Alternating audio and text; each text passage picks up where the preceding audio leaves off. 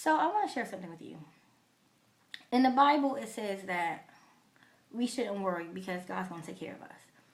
And it also says that in Matthew chapter 7, verse 7 says, Ask and it will be given to you. Seek and you will find. Knock on the door will be open to you. For everyone who asks receives. The one who seeks finds. And the one who knocks the door will be open. And so that's basically saying that if you're asking for something that you really want and you're digging deep down, you're gonna get it. But what really touched me was this part. I'm going to read to you. This is a reflection from my reading today. It says, "What if somehow our minds have limitless capacity to ask that question, especially during a night when we have hours of uninterrupted time, when we are supposed to be sleeping? We may ask if our husbands, our children, our finances, our work, our friends, our siblings, or aging parents, or just about anyone or anything about anything our insecurities can cause us to worry about. But the fear cycle of what ifs can sometimes paralyze us with indecision or cause us to make careless mistakes. And sometimes fear of failure can keep us from trying new experiences or just using the talents God has given us. But Jesus tells us not to worry, or in other words, not to play in the recordings of what ifs over and over again in our heads. God is sovereign over our future. We can trust Him completely." That was powerful.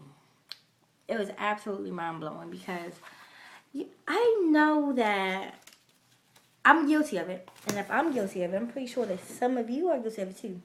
We dwell in whether or not this is going to work. And we worry about how we're going to provide for us and if we're going to have enough. And so when we do that, God's like, hey, don't worry about it. I'm going to take care of you. And then, rather you're complaining about not having enough money, you're not being able to take care of your kids, you don't like your job, you want to start a business, whatever it is. And then you might have somebody that presents an opportunity to you. You're like, hey, I'm in this business opportunity. Why don't you take a look at it? And then you actually have the nerve to say, you know what? I'm not interested. I don't want to do that. But my question to you is, how do you know what you want to do if you're not going to look into it? And how do you know that someone sharing a business opportunity with you is not God's way of giving you an opportunity to change your situation? And instead of worrying about what if it don't work, focus on what if it does work and focus on making it work and not worrying about rather you're wasting your time or not. Because if it's presented to you and if it's solid and it's good, only good things can come out of it, because bad doesn't come from good. Good comes from good. Bad doesn't come from good, and good doesn't come from bad. Only good comes from good and bad comes from bad. So the next time that someone presents something to you, don't be so shallow and say, you know what, I'm not interested. Like, she's just trying to get me to this pyramid scheme. There's a difference between a pyramid scheme and a network marketing company. Pyramid schemes are companies built off of you investing in your money and other people you're not selling a product. And your upline is just getting is recycled up, basically. And a network marketing company is a business that has a product that allows you to sell that product as an affiliate, which means that you get a commission, and once you get a commission and you're as an affiliate, you're also able to start to build a team. And as you build a team, the purpose of you building a team is so you can help other people start their own businesses. Network marketing is a inexpensive way to build your business. And just because you're in a network marketing company does not mean that's not the only thing you have to do. Because there are different levels of income, there's different sources of income. And actually, as a network marketer, you are just selling other people's products. And that should not be the only income that you're generating. And you working should not be the only income that you're generating. You have to invest in multiple income streams. And I am saying this because I finally understand the difference of just being an affiliate marketer. Because you have skills, you have talents, you have God-given abilities that you have to, what's the word I can use?